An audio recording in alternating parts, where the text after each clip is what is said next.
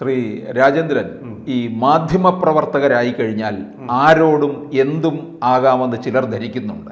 ഇപ്പം നമ്മുടെ തിരുവനന്തപുരത്ത് സമാപിച്ച കലോത്സവ വേദിയിൽ റിപ്പോർട്ടറിലെ പ്രമുഖനായ അരുൺകുമാർ ഈ ഒരു വിദ്യാർത്ഥിനിയോട് വളരെ മോശമായ തരത്തിലുള്ള ചോദ്യങ്ങൾ ചോദിച്ചു എന്നുള്ള രീതിയിലാണ് ഇപ്പോൾ സമൂഹ മാധ്യമത്തിൽ നിറഞ്ഞു നിൽക്കുന്നത്.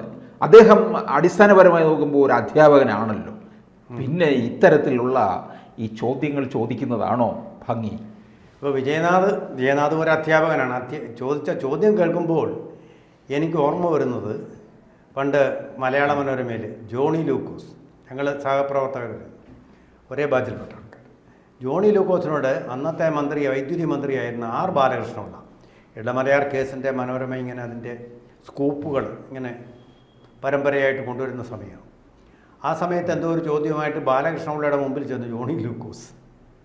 ഹതഭാഗ്യവാനായ ജോണി ലൂക്കോസിൻ്റെ നേരെ ബാലകൃഷ്ണപിള്ള ഒന്ന് കയർത്തി ചോദിച്ച ഒരു ചോദ്യമുണ്ട്. ഒരു പേന കയ്യിലുണ്ടെങ്കിൽ എന്തുമാകാമെന്നാണോ? അതായത് മലയാള മനോരമയിൽ എന്തും എഴുതി കളയാമെന്നാണോ ചോദ്യം. അപ്പം ജോണി ലൂക്കോസിന് അതിന് മറുപടിയില്ലായിരുന്നു. പലരെയും ഉത്തരം മുട്ടിക്കുന്ന ജോണി ലൂക്കോസിന് അതിന് മറുപടിയില്ലായിരുന്നു. സാഹചര്യം അതായിരുന്നു.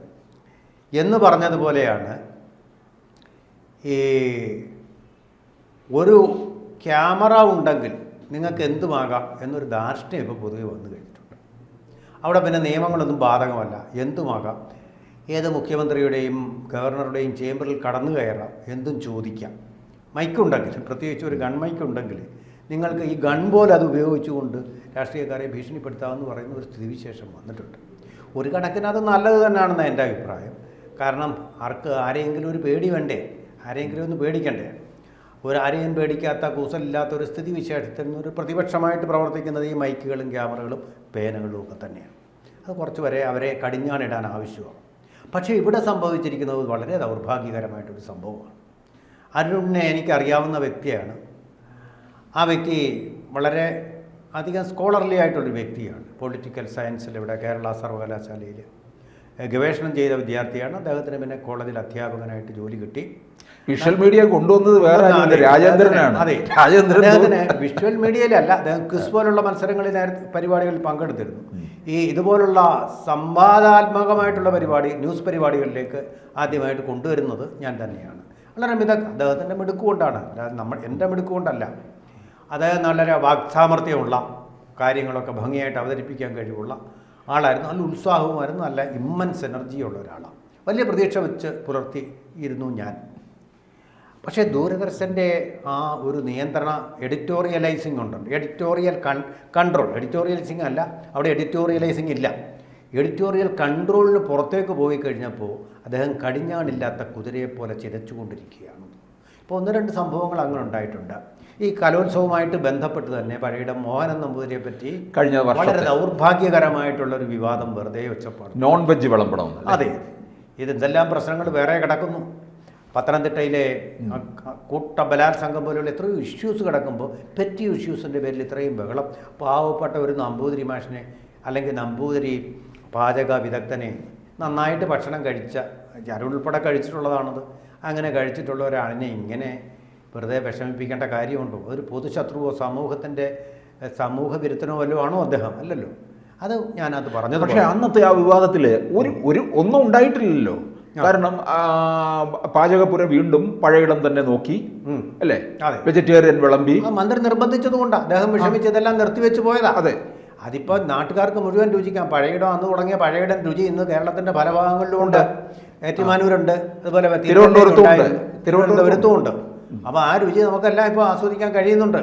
അപ്പോൾ മറ്റേ സീസണലായിരുന്നു എന്നുള്ളത് ഇപ്പോൾ പെരനീയറായി. സീസണിൽ എല്ലാ പ്രാവശ്യവും കിട്ടുന്ന ഒന്നായി, വർഷം മുഴുവൻ കിട്ടുന്ന ഒന്നായിട്ട് മാറി.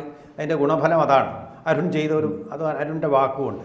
പക്ഷേ ഇവിടെ ഒരു പാഴ്വാക്കാണ്, ഒരു തരത്തിൽ നീതീകരിക്കാനാവാത്തതാണ് കേട്ടിടത്തോളം എനിക്ക് തോന്നുന്നത്. അതായത് സ്കൂൾ യുവജനോത്സവത്തിൽ റിപ്പോർട്ടർ ചാനലിൻ്റെ ഒരാൾ വന്ന് അവിടെ എന്തോ ഒരു സംഭാഷണം നടത്തി. ആ സംഭാഷണം നടത്തിയത് അവരുടെ റിപ്പോർട്ടർ തന്നെ നടത്തിയ സംഭാഷണം. ആ സംഭാഷണത്തെ വ്യാഖ്യാനിച്ചുകൊണ്ടും വിശദീകരിച്ചുകൊണ്ടും അരുൺ സ്റ്റുഡിയോയിൽ നടത്തിയ സംഭാഷണമാണ് പറയാൻ കൊള്ളാത്ത സംഭാഷണമായി പോയത്. ഈ 10ാം ക്ലാസ്സിലെങ്ങാണ്ട് പഠിക്കുന്ന ഒരു കുട്ടിയാണെന്ന് പറഞ്ഞാൽ പോക്സോ നിയമത്തിൻ്റെ അധീനതയിൽ വരുന്ന അതിനെ വളരെ മോശമായ നിലയിൽ ദ്വയാർത്ഥ പ്രയോഗം കൊണ്ട് ആ കുട്ടി സ്വന്തം മകളാവാൻ പ്രായമേ ഉള്ളൂ. അരുണിൻ്റെ കല്യാണത്തിന് ഞാൻ പോയിട്ടുള്ള ആ വർഷങ്ങൾ വെച്ച് നോക്കുമ്പോൾ ഇപ്പോൾ അരുണിൻ്റെ മകളാവാനുള്ള പ്രായമേ ഉള്ളൂ ഈ പെൺകുട്ടിക്ക്. അപ്പോൾ അത്ര മോശമായ പരാമർശം അരുൺ ഒരിക്കലും ചെയ്തിട്ടുണ്ടെങ്കിൽ ഉപയോഗിക്കാൻ പാടില്ലാത്തതായിരുന്നു. ഇതൊരു സ്വദേശ പോലീസോ അല്ലെങ്കിൽ അങ്ങനെയുള്ളൊരു പോലീസായിട്ട് പറയുകയല്ല, മോറൽ പോലീസിങ് അല്ല ഇത്. അത് ചെയ്യാൻ പാടില്ലാത്ത പാഴ്വാക്ക് സമൂഹത്തിന് അംഗീകരിക്കാൻ പറ്റില്ല. അവരുടെ ചാനലിന് തന്നെ അത് കുറവായിട്ട് വരും. അപ്പോൾ പിന്നെ അരുൺകുമാറും ബോച്ചയും തമ്മിൽ വലിയ വ്യത്യാസമില്ല. ബോച്ചയെക്കാളും വലിയ തെറ്റാണ് ഇത് ചെയ്തിരിക്കുന്നത്. ബോച്ച ചെയ്തിരിക്കുന്ന പ്രായപൂർത്തിയായ ഒരു പെൺകുട്ടിയുടെ കാര്യത്തിലാണ്. ഇത് പ്രായപൂർത്തിയാവാത്ത ഒരു പാവപ്പെട്ട പെൺകുട്ടിയുടെ കാര്യത്തിലാണ് ഇത് ചെയ്തത്. അവളെന്തെങ്കിലും മോശമായ വേഷമോ എന്തെങ്കിലും ധരിച്ചിട്ടല്ല. നമ്മൾ മനസ്സിലാക്കണം, അവിടെ അങ്ങനെയുള്ള വേഷങ്ങളൊന്നും ആവശ്യമില്ലല്ലോ. അപ്പോൾ അങ്ങനെ ഷൈൻ ചെയ്യുന്നൊന്നുമല്ല. അവളൊരു കലാമത്സരത്തിൽ പങ്കെടുത്തു എന്നുള്ളത് മാത്രമല്ല തെറ്റ്. അപ്പോൾ ഇമാതിരിയുള്ള ഭാഷ ഉപയോഗിക്കുന്നത് വളരെ ലജ്ജാകരമാണ്. കേരളീയർ മൂക്കത്ത് വിരൽ വെച്ച് പോകുന്ന സംഭവമാണ് കേട്ടിടത്തോളം. ഇപ്പോൾ പറയുന്നുണ്ട് ഇതൊരു മാധ്യമ വ്യഭിചാരമാണ് ഇദ്ദേഹം നടത്തിയതെന്ന് വരെ പറയുന്നുണ്ട്. ഞാൻ അത്രത്തോളം പറയുന്നില്ലെങ്കിലും മര്യാദകൾ പാലിക്കപ്പെടണം. ഇത് പോക്സോ കേസ് ആകുമ്പോൾ ബോച്ചയുടെ കേസ് വെച്ച് നോക്കുമ്പോൾ ഇദ്ദേഹവും ഈ റിമാൻഡിന് അർഹനായിട്ട് വരുന്നു എന്നല്ലേ വരുന്നത്.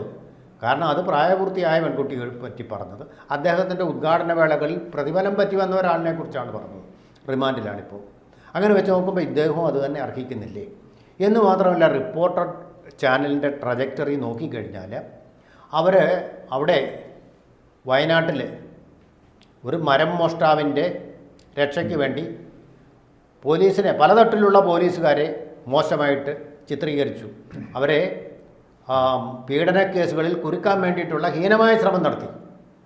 അപ്പോൾ അത്തരം കള്ളത്തരങ്ങളൊക്കെ വെച്ചുകൊണ്ട് സത്യം ലോകത്തിനെ അറിയിക്കാൻ വേണ്ടിയിട്ടെന്നും പറഞ്ഞിട്ട് അവർ മോറൽ പോലീസിങ് നടത്തുന്നുണ്ടല്ലോ. രാഷ്ട്രീയ ധാർമ്മികതയെക്കുറിച്ച്, മോഡിയുടെ ധാർമ്മികത ഇല്ലായ്മയെക്കുറിച്ച്, മോഡിയുടെ മതേതരത്വം ഇല്ലായ്മയെക്കുറിച്ച്, മോഡിയുടെ ഫാഷിസത്തെക്കുറിച്ച് നാഴികയ്ക്ക് 40 വട്ടം ചിലച്ചുകൊണ്ടിരിക്കുന്ന ഒരു പക്ഷിയാണല്ലോ റിപ്പോർട്ടർ ചാനൽ. ആ റിപ്പോർട്ടർ ചാനൽ ഇപ്പോൾ കേരളത്തിലെ പാവപ്പെട്ട ഒരു പെൺകുട്ടി എന്ത് തെറ്റാണ് ചെയ്തത്?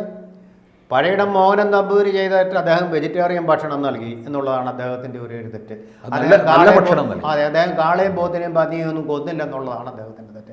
ഈ കൊച്ചു പെൺകുട്ടി എന്ത് തെറ്റാണ് നിങ്ങളോട് ചെയ്തത്? റിപ്പോർട്ടർ ചാനലിനോട് ചെയ്തത്, കേരള സമൂഹത്തോട് ചെയ്തത്?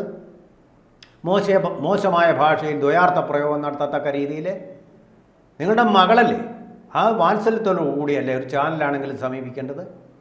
എന്ത് മര്യാദകേടാണ് നിങ്ങളിങ്ങനെ കാണിക്കുന്നത്? മര്യാദകേടല്ല. ഞാനിപ്പോൾ മാധ്യമ വ്യഭിചാരം എന്നുള്ള വാക്കൊന്നും ഉപയോഗിക്കുന്നില്ല. കാരണം അത് അരുണിൽ നിന്ന് അങ്ങനെ ഉണ്ടാവുകയില്ലെന്നൊരു വിശ്വാസം കൊണ്ടാണ് പറയുന്നത്. പക്ഷേ മര്യാദകേടാണ് കാണിച്ചത്. ഒരു ചാനലും ഒരു ക്യാമറയും ഒരു സ്റ്റുഡിയോ ഉണ്ടെന്ന് വിചാരിച്ചിട്ട് ആരെ എന്തും പറയാം. മോദിയെ നിങ്ങൾ പറഞ്ഞോളൂ, പറയുന്നുണ്ടല്ലോ. അതുപോലെ അല്ല ഒരു കൊച്ചു പെൺകുട്ടി, കല അവതരിപ്പിക്കുന്ന ഒരു കൊച്ചു പെൺകുട്ടി. ഹൃദയം തകർന്നു പോകും. നിങ്ങൾ ചെയ്തത് കൊടിയ പാപമാണ്. നിങ്ങൾ ആരെക്കുറിച്ചൊക്കെ വിമർശിക്കുന്നുണ്ടോ, ആരെക്കുറിച്ചൊക്കെ നിങ്ങൾ വിമർശിച്ചിട്ടുണ്ടോ, അതിനേക്കാൾ വലിയ വിമർശനം അർഹിക്കുന്ന ഒരു തെറ്റാണ് നിങ്ങളുടെ സ്റ്റുഡിയോയിൽ നിന്നുണ്ടായത്. വാക്കുകൾ മര്യാദയ്ക്ക് ഉപയോഗിക്കേണ്ടതാണ്. എനിക്ക് തോന്നുന്നു ഇങ്ങനെ പോയത് കൊണ്ട് ഒരുപക്ഷെ ചെയ്യാൻ പോകുന്നത് ഇനി വരും വർഷങ്ങളിൽ കലോത്സവ വേദിയിൽ ഈ മാധ്യമ പ്രവർത്തകരെ ഒന്നും കടത്തിവിടത്തില്ല, PRD ഇങ്ങോട്ട് കൊടുക്കും. അതിൽ വേണ്ടത് എന്താണെന്ന് വെച്ചാൽ ഇപ്പോൾ നിയമസഭയിലുണ്ടല്ലോ നിയമസഭാ ചാനൽ എന്ന് പറഞ്ഞു. ഈ കലോത്സവത്തിനായിട്ട് പ്രത്യേക ഒരു ചാനൽ തുടങ്ങാവുന്നതേ ഉള്ളൂ. വലിയ പ്രയാസമല്ല. അല്ലെങ്കിൽ ഒഫീഷ്യലായിട്ട് പിന്നെ സർക്കാരിന്റെ ചാനൽ ഇരിക്കല്ലേ, വിക്ടേഴ്സ് ചാനൽ. അവർക്കെന്താ പണി? അവരാണിത് ചെയ്യുന്നത്. ഉറങ്ങാനാണോ അത്? അവർ ചെയ്യണം. അങ്ങനെയായിരുന്നല്ലോ, അങ്ങനെ ചെയ്യും. വിക്ടേഴ്സിന്റെ ചാനൽ അവിടെ വരാറുണ്ട്. എല്ലാ ചാനലുകളും വരുന്ന കൂട്ടത്തിൽ വിക്ടേഴ്സിന്റെ ചാനലും വരാറുണ്ട്. ആ ചാനൽ മാത്രം എക്സ്ക്ലൂസീവ് റൈറ്റായിട്ട് ഇത് കൊടുക്കുക. തോന്നിയവരെല്ലാം കയറി വന്ന് വായി തോന്നുന്ന അഭിപ്രായങ്ങളെല്ലാം കൊച്ചു പെൺകുട്ടികളുടെ കുരുന്നുകളുടെ ഹൃദയം വളരെ പിഞ്ചു ഹൃദയങ്ങളാണ്. ആ പിഞ്ചു ഹൃദയങ്ങളെ നൊമ്പരപ്പെടുത്താനുള്ള അവസരങ്ങൾ ഈ ക്യാമറകൾക്കും ഈ മൈക്കുകൾക്കും സ്റ്റുഡിയോകൾക്കും കൊടുക്കരുത്, ഈ അവതാരകർക്കും കൊടുക്കരുത്.